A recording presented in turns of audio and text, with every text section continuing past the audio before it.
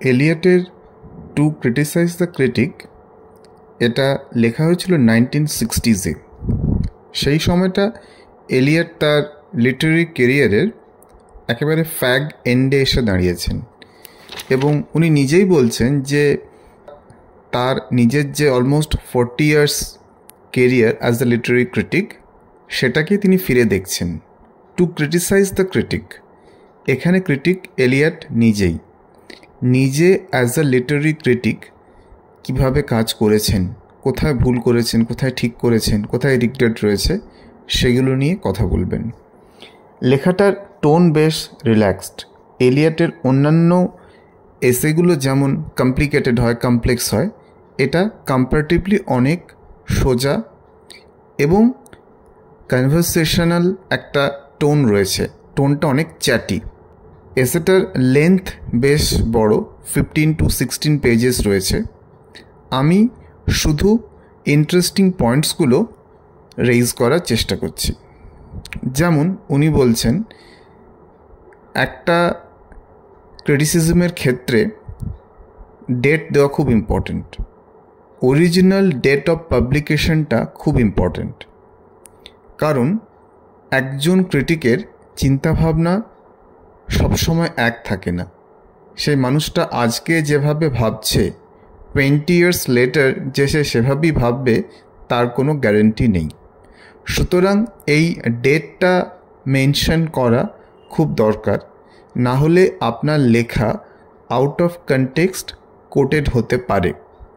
কারণ আপনি যখন একটা ক্রিটিসিজম লিখছেন তখন political situation, social situation, literary situation একরকম ছিল, আর পরবর্তী কালে যদি ওটাকে আউট অফ কনটেক্সট কোট করা হয় তার মিনিং তো অন্যরকম দাঁড়াবে। সুতরাং ডেটটাকে মেনশন করা খুব জরুরি। এলিয়ট বলছেন তিনি অল্প বয়সে যে সমস্ত এসেসগুলো লিখেছেন সেগুলো কিন্তু রিডার্সদের ইনফ্লুয়েন্স করেছে বেশি।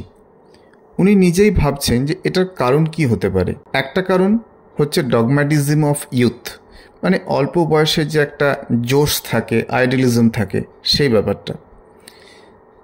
তার আরেকটা পয়েন্ট মনে হচ্ছে যে অল্প বয়সে মানুষের রিজার্ভেশনস কম থাকে, সে তার ওপিনিয়নের ব্যাপারে অনেক বেশি কনফিডেন্ট হয়, কে কি মনে করবে সেটার কেয়ার সে করে না। সুতরাং তার লেখাগুলো অনেক শার্প হয়।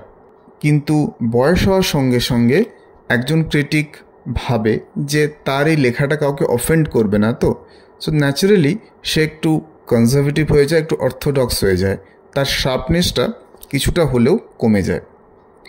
আর একটা পয়েন্ট হচ্ছে এলিয়ট বলছেন যে আমার জীবনের প্রথম দিকে আমি যখন ক্রিটিসিজমগুলো লিখছিলাম তখন আমি নিজের পোয়েট্রিকে ডিফেন্ড করার চেষ্টা করছিলাম এবং আমার মতো যারা পোয়েমস লেখেন তাদেরকে ডিফেন্ড করার চেষ্টা করছিলাম, এবং এটা খুব ডিফিকাল্ট একটা চেষ্টা ছিল।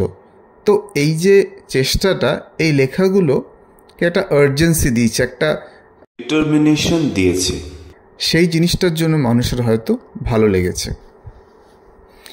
এলিয়ট আরেকটা মজার কথা বলছেন। এলিয়ট বলছেন যে না, অল্প বয়সে শেক্সপিয়ার ওর ইন্সপিরেশন ছিলেন না। এর মানে কিন্তু একদম নয় যে এলিয়ট শেক্সপিয়ারের গ্রেটনেসকে ডাউট করছেন, জাস্ট দ্য অপোজিট। এলিয়ট বলছেন Shakespeare is too big to inspire someone. Shakespeare এত বড় একজন প্লেরাইট যে উনি কাউকে ইন্সপায়ার করতে পারেন না। আমি যদি শেক্সপিয়ার পড়ে ইন্সপায়ার্ড হতে যাই আমি তাকে ইমিটেট করব। সুতরাং শেক্সপিয়ারের দ্বারা ইন্সপায়ার্ড হওয়ার চেষ্টা না করাই ভালো। এবং উনি অন্য কয়েকজন প্লেরাইটের নাম বলছেন তারা রিলেটিভলি স্মলার স্কেল, যেমন ক্রিস্টোফার মার্লো, যেমন জন ওয়েবস্টার, যেমন টার্নার, যেমন টমাস মিডলটন। এরা এলিয়টকে অনেক বেশি ইনফ্লুয়েন্স করেছেন। 1919-এ এলিয়ট একটা এসে লিখেছিলেন, হ্যামলেট অ্যান্ড হিজ প্রবলেমস, এবং সেই এসেতে এলিয়ট বলেছিলেন হ্যামলেট শেক্সপিয়ার যেটা লিখেছেন তাতে অবজেক্টিভ কোরিলেটিভ বলে কিছু নেই। ক্যারেক্টারটা ইন্টারেস্টিং হলেও অ্যাজ এ হোল প্লেটা ক্লিক করছে না।